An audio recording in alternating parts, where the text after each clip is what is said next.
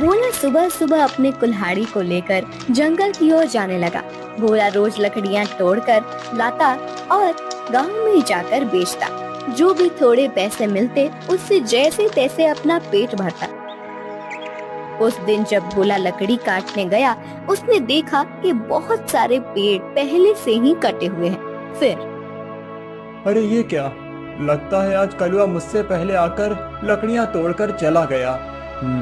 वैसे भी कलुआ को तो मुझसे बहुत ज्यादा लकड़ियों की जरूरत होती है, इसीलिए आया होगा। चलो अब जंगल के और अंदर जाना होगा। भोला और अंदर चला गया। उसने देखा कि बीच जंगल में बहुत से पेड़ थे। उन पेड़ों को देखकर अरे वाह, यहाँ पर तो बहुत सारे पेड़ हैं। अगले 2 महीनों तक भी रोज लकड़ियाँ काटूं तो भी कम नहीं पड़ेंगी। भोले ने पेड़ काटने के लिए कुल्हाड़ी उठाई। तभी उसने देखा कि ऊपर एक बंदरिया अपने नवजात बच्चे के साथ उस पेड़ पर बैठकर फल खा रही थी। वो बंदरिया इतने प्यार से अपने बच्चे को पकड़कर बैठी थी कि उनका प्यार देखकर भोला रुक गया। ये क्या करने जा रहा था मैं? अगर मैंने ये पेड़ काट दिया, माँ बंदरिया और उसके बच्चे का घर टूट जाएगा। नहीं, मुझे ऐसा नहीं करना चाहिए। शायद इस पेड़ पर बहुत सारे फल हैं, इसीलिए ये बंदरिया यहाँ रहती होगी। चलो मैं कोई ऐसा पेड़ काटता हूँ जिस पर किसी जानवर या पंछी का घर ना हो। भोला और आगे चला गया। उसने अपनी जरूरत के अनुसार लकड़ियाँ काटी और उन्हें बेचने चला गया। ऐसे ही दिन बीतते रहते हैं। भोला रोज उस बंदरिया और उसके बच्चे को देखता। कभी कभी भोला बंदरिया को खिलाने के लिए घर से रोटी भी ले आता। एक दिन जब भोला लकड़ी काटने गया, तब उसने देखा कलुआ उसी पेड़ पर कुल्हाड़ी चला रहा था जिस पेड़ पर उस बंदरिया रहती थी। कलुआ को उस पेड़ को काटते देख, अरे कलुआ, ये क्या कर रहे हो? ये कैसा सवाल है? भगवान ने आंखों की जगह बटन लगाकर भेजा है क्या? दिखाई नहीं देता? लकड़ी काट रहा हूँ। वो तो मैं देख रहा हूँ कलुआ, लेकिन इस पेड़ की लकड़ी क्यों काट रहे हो? किसी और पेड़ की लकड़ी काटो। पेड़ पर देखो, एक बंदरिया का घर है, उसके साथ उसके नवजात शिशु भी हैं कलुआ। तो क्या हुआ? वो बंदरिया किसी और पेड़ पर चली जाएगी। इतने सारे पेड़ तो हैं। लेकिन कलुआ, लेकिन वेकिन कुछ नहीं। चल निकल जा यहाँ से। आया बड़ा मुझे सिखाने वाला। और सुन, इस पेड़ को तो पूरा मैं ही काटूंगा, ये ध्यान रखना। तुझे चाहिए तो कहीं और चला जा, नहीं तो ये देख रहा है ना कुल्हाड़ी, मुझे जरा सी भी देर नहीं लगेगी इस कुल्हाड़ी को तुझ पर चलाने में। कलुआ पेड़ काटने लगा। भोला बेचारा चाह कर भी कुछ नहीं कर पाया और आगे चला गया। दोपहर के समय जब भोला जंगल से लौट रहा था, तब सपने देखा कि कलुआ ने वो पूरा पेड़ काट डाला था। भोला को बहुत बुरा लग रहा था। तभी उसकी नजर पेड़ के एक बड़े लकड़ी के नीचे गई। वो बंदरिया उस लकड़ी के नीचे मरी पड़ी हुई थी। उसे देख भोला के आंखों में आंसू बहने लगे। भोला को लग रहा था कि शायद उसके बच्चे की भी मौत हो गई है। भोला उस बंदरिया के पास गया। तभी उसने देखा कि बंदरिया ने मरते हुए भी अपने बच्चे को अपने गोद में सुरक्षित रखा था। हे भगवान, तेरी महिमा अपरंपार है। इस बंदरिया ने मरते हुए भी अपने बच्चे को गोद में सुरक्षित रखा है। सच में माँ आखिर माँ ही होती है। लेकिन अब इस बच्चे का क्या होगा? कलुआ भी कितना दुष्ट है। मैंने बताया था उसे इस पेड़ पर इस बंदरिया का घर है, लेकिन उसने मेरी बात नहीं सुनी। फिर भोला ने गड्ढा खोदकर बंदरिया के शव को उस गड्ढे में डाल दिया। फिर उसके बच्चे को अपनी गोद में उठाकर अपने साथ उसे घर ले आया। उस दिन एक बाद से भोला अपने छोटे भाई की तरह उस बंदर को साथ रखने लगा। एक दिन भोला लकड़ी काटने गया था। तब क्यों भोला, सुना है तूने किसी बंदर को पाल रखा है? अरे खुद का पेट तो तुझसे भरता नहीं, अब उस बंदर को क्या खिलाएगा? वो वही बंदर है कलुआ, जिसकी माँ के तुम हत्यारे हो। मैंने तुम्हें कहा था कि उस पेड़ पर उस बंदरिया का घर है, फिर भी तुमने वो पेड़ काट दिया। वो बंदरिया पेड़ से गिरकर मर गई, इसीलिए मुझे इंसानियत के नाते उस बंदर को अपने साथ ले जाना पड़ा। अगर मैं उसे नहीं ले जाता तो इस जंगल में ऐसे ही उसकी मौत हो जाती। हाँ तो तू बड़ा दयावान है ना, सारी दुनिया की इंसानियत और अच्छाई एक तुझ में ही भरी हुई है ना। कलुआ, मेरी तुमसे विनती है कि आगे से तुम कोई भी पेड़ काटते समय थोड़ा ध्यान दो कि किसी जानवर पंछी का घर न टूटे। ए भोला, मैंने पहले भी एक बार तुझसे कहा था कि तू मुझे मत सिखा। जब तूने कुल्हाड़ी हाथ में लेना सीखा था ना, उसके कई साल पहले से मैं लकड़ी काट रहा हूँ। तू कौन होता है मुझे सिखाने वाला? रुक, तुझे अभी मजा चखाता हूँ। ऐसा कहकर कलुआ ने भोला को पीटना शुरू कर दिया। उसे पीटने के बाद भोला को उसने चेतावनी भी दी कि आगे से अगर वो इस गांव में लकड़ी काटने के लिए आएगा तो उसे अपनी जान से हाथ धोना पड़ेगा। बेचारा भोला घर आ गया और बंदर से बात करने लगा। चलो दोस्त, अब इस गांव से हमारा दाना पानी उठ गया है। उस कलुआ ने मुझे पीटकर साफ साफ चेतावनी दे दी है। अब अगर जान बचानी है तो इस गांव को छोड़कर जाना ही बेहतर होगा। चलो, हम कहीं और जाकर हमारी अपनी दुनिया बसाएंगे। भोला बंदर को अपने कंधे पर बिठाकर गांव से कहीं दूर जाने के लिए निकल गया। दिन बीत रहे थे और भोला दर बदर भटकते हुए काम की तलाश कर रहा था। ना तो उसे काम मिल रहा था और ना उसके रहने का कोई ठिकाना था। जैसे तैसे अपने लिए और बंदर के लिए वो एक वक्त का खाना जुटा पा रहा था। एक दिन ऐसे ही वो थक कर एक पेड़ के नीचे बैठा हुआ था। बंदर उसकी गोद में सोया हुआ था। तभी वहाँ एक योगी बाबा आए। प्रणाम योगी बाबा। कल्याण हो पुत्र। एक बात बताओ, तुम इस बंदर को ऐसे गोद में लेकर क्यों बैठे हो? बाबा, इसने अपनी माँ को खो दिया है। इसका इस दुनिया में कोई नहीं है, इसीलिए मैं इसे अपने साथ अपने घर ले आया था। लेकिन हमारे गांव के एक गुंडे की वजह से मुझे गांव छोड़ना पड़ा।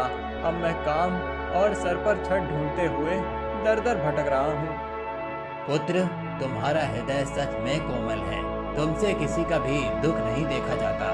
तुमने इस अनाथ बंदर की जिम्मेदारी लेकर इसे एक परिवार दिया है। तुम अगर चाहो तो मेरे साथ मेरे आश्रम में रह सकते हो। मेरे आश्रम में मेरे कुछ शिष्य रहते हैं और कई बार कितने साधु भी आते हैं। उनके भोजन और रहने की व्यवस्था की जिम्मेदारी अगर तुम उठाओ तो मुझे बहुत आनंद होगा। ये तो मेरी खुशनसीबी है बाबा। मुझे आपके साथ रहने में सचमुच खुशी होगी। लेकिन बाबा, मेरा ये बंदर भी मेरे साथ आएगा। मैं इसे कहीं नहीं छोड़ सकता। हाँ पुत्र, तुम इसके साथ आ सकते हो। भोला बाबा के साथ उनके आश्रम चला गया। भोला अब योगी बाबा के आश्रम में सफाई, भोजन, व्यवस्था, हवन की सामग्री ले आना, बाबा जी के शिष्यों की सहायता करना, ऐसे सारे काम करने लगा। भोला का बंदर हमेशा उसके साथ रहता था। योगी बाबा भोला का काम और उसकी काम के प्रति निष्ठा देखकर खुश थे।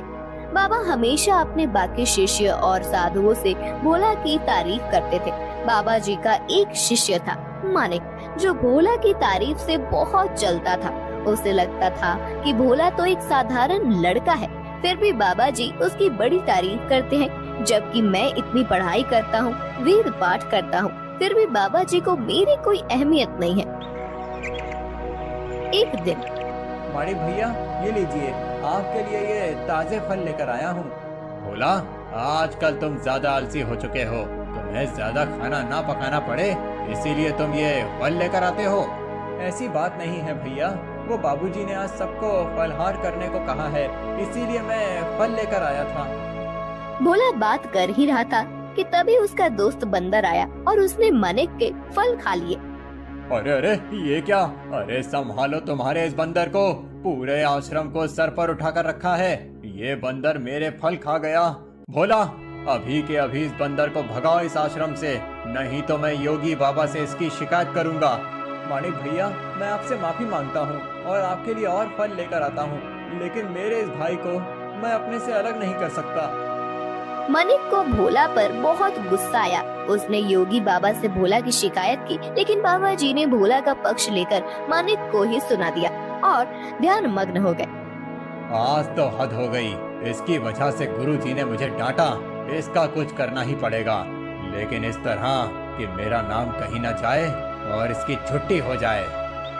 कुछ दिन के बाद योगी बाबा को उस गांव के राजा ने अपने राजमहल में आने का आमंत्रण दिया। योगी बाबा अपने शिष्यों के साथ भोला को लेकर राजमहल चले गए। राजा ने उनकी बड़ी आओ भगत की। 2 दिन राजमहल में रहने के बाद सब आश्रम लौट गए। फिर 2 दिन के बाद राजा अपने कुछ दास और प्रधान के साथ आश्रम आए। क्षमा करें बाबूजी, यहाँ आकर आपको कष्ट दे रहा हूँ, लेकिन बात ही ऐसी है कि मुझे स्वयं आपकी भेंट लेने आना पड़ा। कोई बात नहीं, आपके आने का कारण बताइए।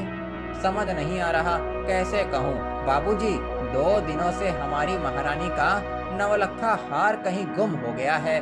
समझ नहीं आ रहा कि कहाँ गायब हो गया। साफ साफ बताइए कि आप क्या कहना चाहते हैं। क्या हमारे जाने के बाद से वो हार गुम हुआ है? सच कहूँ तो हाँ।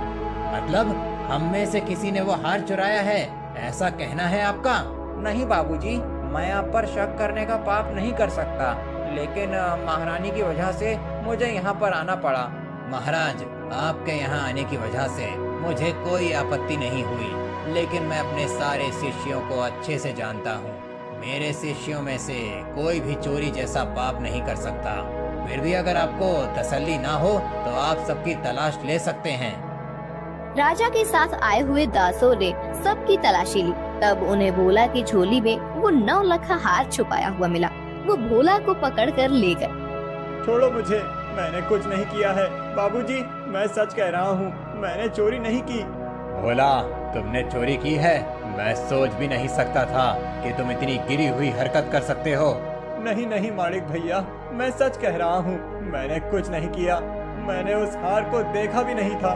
बाबूजी, ये लड़का रंगे हाथों पकड़ा गया है, अब मैं कुछ नहीं कर सकता। मुझे इसे सजा दिलाने के लिए महल लेकर जाना होगा। बाबूजी, मुझे बचा लीजिए, मैंने सच में कुछ नहीं किया। आप मुझे जानते हैं, मैं चोरी के बारे में सोच भी नहीं सकता।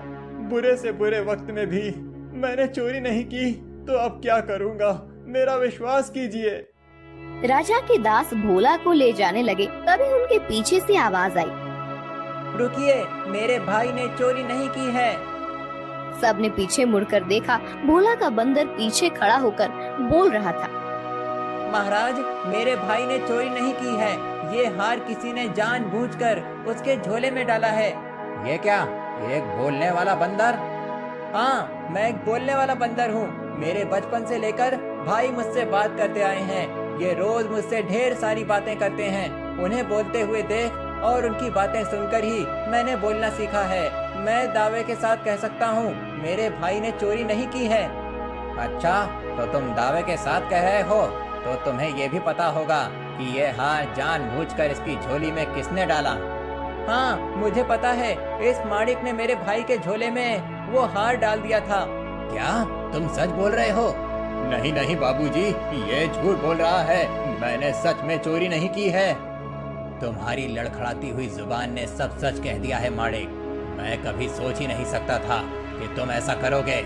सच सच बताओ, तुमने चोरी क्यों की और उसका इल्जाम बेचारे भोला पर डालकर क्या करना चाहते थे तुम? मानिक ने अपनी जलन के बारे में सब सच सच बाबा जी को बता दिया। महारानी के हार की चोरी के जुर्म में मानिक को पकड़ लिया गया। फिर भोला, तुम्हारा ये बंदर सच में बड़े काम का है, ये हमारे राज्य की बड़ी मदद कर सकता है। मैं चाहता हूँ कि तुम इसके साथ हमारे राज्य के गुप्तचर बन जाओ और हमारे शत्रुओं की गतिविधियों पर नजर रखो। इस बंदर पर किसी को शक नहीं होगा और तुम आसानी से सब पर नजर रख पाओगे।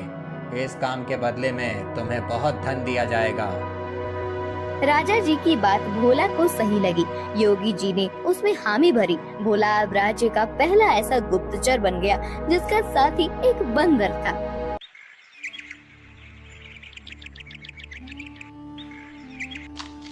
रूपा अपना पिज्जा का ठेला लेकर जा रही थी। ले लो, गरम पिज्जा ले लो, वेज पिज्जा, चीज पिज्जा ले लो। बहुत दिनों से रूपा का पिज्जा का धंधा कुछ ठीक से नहीं चल रहा था। ग्राहक उसके ठेले के पास से गुजरते थे, लेकिन पिज्जा खरीदने के लिए नहीं रुकते थे। तभी वहाँ रूपा के पिता की उम्र का किशोरी लाल आया। किशोरी लाल सीटी बजाते हुए, अरे वाह, आज तो लगता है मेरी नसीब बहुत जोरों पर है। सुबह सुबह चिकनी चमेली के दर्शन हो गए। मेरा रास्ता छोड़िए। अरे रास्ता छोड़े मेरे दुश्मन।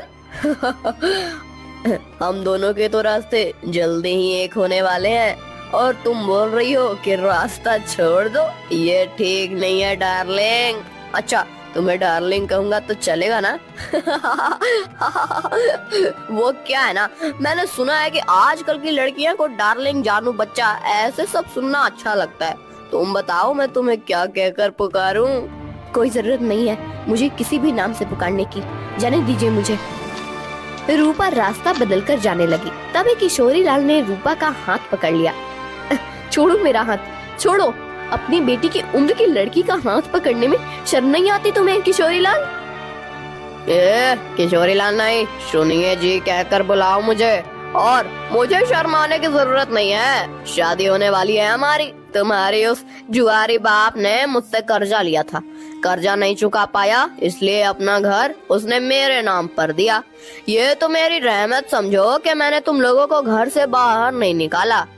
ये करके भी वो रुका नहीं, फिर से जुआ खेलने के लिए मुझसे पैसे लिए और कहा कि अगर पैसे नहीं चुका पाया तो मेरी बेटी से शादी कर लेना। अब एक तो तुम्हारे बाप को कहो कि मेरे पैसे लौटाए, नहीं तो तुम मुझसे शादी करने के लिए तैयार हो जाओ। हाँ। रूपा मायूस होकर घर चली आई। उसने अपनी माँ भारती को रोते हुए सब बात बता दी। तभी रूपा के पिता, अरे सही तो कह रहे थे सेठ, तुम्हारे तो नसीब खुल गए हैं कि इतने अमीर आदमी से तुम्हारी शादी होगी। नहीं बापू, मैं इतने बड़े आदमी से शादी नहीं करूंगी, चाहे कुछ भी हो जाए। और माँ, आज के बाद मैं नहीं जाऊंगी पिज्जा का ठेला लेकर। रूपा अंदर जाकर रोने लगी। अगले दिन से भारती पिज्जा बेचने जाने लगी। कुछ दिन हो गए, लेकिन फिर भी जितनी जरूरत थी उतना धंधा नहीं हो रहा था। भारती बहुत परेशान हो गई थी। दिन भर पूरे गांव में घूमने के बाद रात को भारती घर जा रही थी। वो एक जगह पर बैठ गई। हे भगवान, और कितनी परीक्षा लोगे हमारी? इतनी मेहनत करके भी पैसे हाथ में नहीं आते।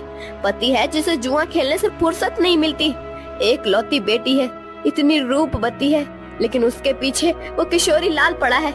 मेरी बेटी को उस किशोरी लाल के चंगुल से कैसे बचाऊं? पता नहीं ये पिज्जा का धंधा क्यों चल रहा है। अगर पैसे नहीं मिले तो क्या करूंगी? भारती अपने आप से बात कर रही थी। तभी उसके पास एक बूढ़ी दादी आकर बैठ गई। क्या हुआ बेटी, क्यों रो रही हो? क्या बताऊं अम्मा, मेरे जीवन में इतनी परेशानियां हैं कि क्या कहूं। भारती ने अपनी राम कहानी बूढ़ी अम्मा को बताई। बेटा ये लो, कल से तुम ये मसाला डालकर पिज्जा बनाना। देखना, इस जादुई मसाले से जो पिज्जा बनेगा उसका स्वाद के चर्चे दूर दूर तक होंगे। जल्द ही तुम्हारी सारी परेशानियां दूर हो जाएंगी। भारती को वो मसाला देकर बूढ़ी अम्मा गायब हो गई। अगले दिन भारती ने उस जादुई मसाले से पिज्जा बनाया। अरे वाह माँ, आज तो पिज्जा की खुशबू बहुत अच्छी आ रही है। मैं एक खाकर देखूं? वाह माँ, ये तो सच में बहुत अच्छा बना है। कैसे बनाया तुमने ये? इसमें कुछ अलग डाला है क्या तुमने? हाँ, कल रात को ये थक कर उस पुराने खंडर के पास बैठी थी, तभी वहाँ एक बूढ़ी अम्मा आई थी। मैं बहुत परेशान होकर रो रही थी। तभी उन्होंने मुझे मेरे रोने का कारण पूछा। जब मैंने उन्हें हमारे बारे में सब सच बताया, तब उन्होंने मुझे ये मसाला दिया और कहा कि इसमें पिज्जा में डालकर पिज्जा बनाऊंगी तो पिज्जा का स्वाद बढ़ जाएगा।